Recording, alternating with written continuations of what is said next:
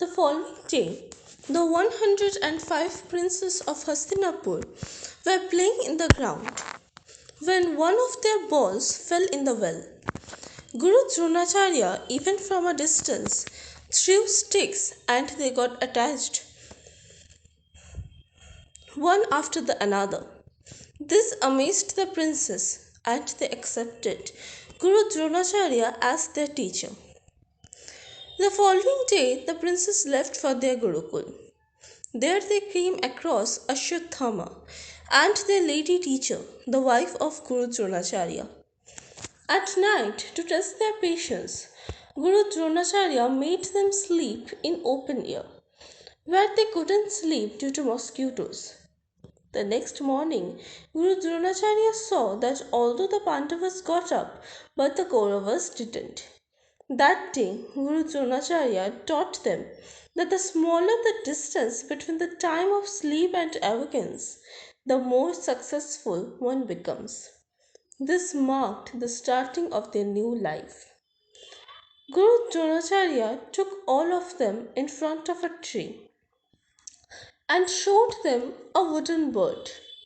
Now he gave the bow and arrow to Yudhishthir and asked him to point at the bird. Then he inquired of him what objects he could see. Yudhishthir said that he could see Guru Dronacharya, his brothers, an ant climbing in the tree and the bird. Taking the bow and arrow from him, Guru Dronacharya gave it to Bhim and asked him the same question. He answered that he could see the fruits of the tree. Guru Dronacharya gave the bow and arrow to them one after the another, but no one could satisfy him with their answer. Then Guru Dronacharya gave the bow and arrow to Arjuna and asked him about the object he could see. Arjuna said that he could only see the eye of the bird. On the advice of Guru Dronacharya, Arjuna threw the arrow and it struck the eye of the bird. This surprised everyone. The following day, Karna came to Guru Dronacharya for education.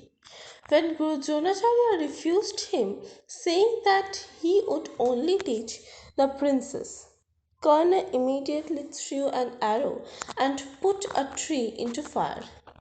When Arjuna threw another arrow and water put off the fire.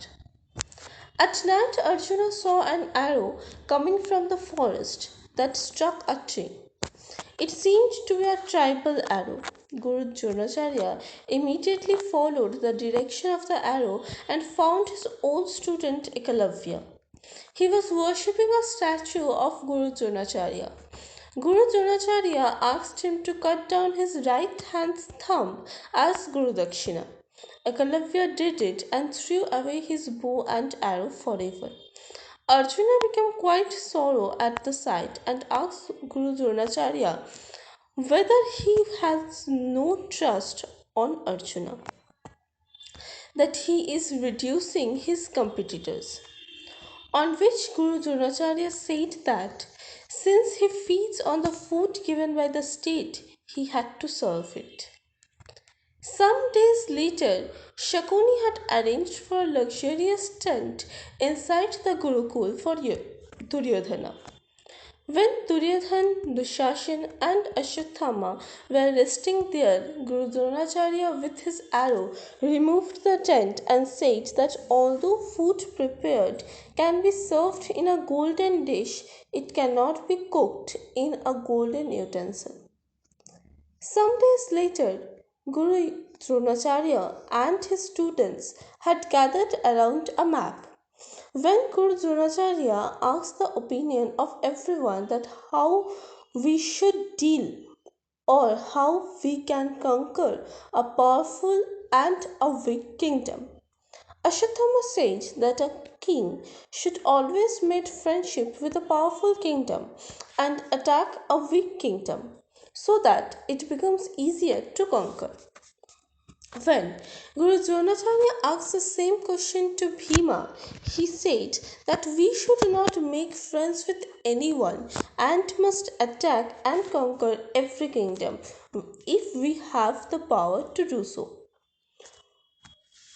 On which Guru Dronacharya said that power should be utilized in the time of need. It is not to be shown. At last, Yudhishthira said that we should always make friends with the weaker and smaller kingdoms, since it would be beneficial for both the kingdoms.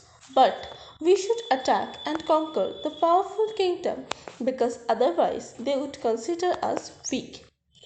Yudhishthira, from a very young age, had the qualities of becoming an emperor.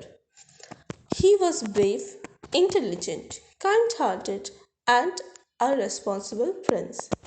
He also had the knowledge of justice necessary for a king. He had a clear idea of where to calm down and in which situation the accused should be punished. Yudhishthira had a javelin as his weapon. Bhima had mace. Arjuna had bow and arrow. Nakul had a sword, and Sahadeva used two axes as his weapon.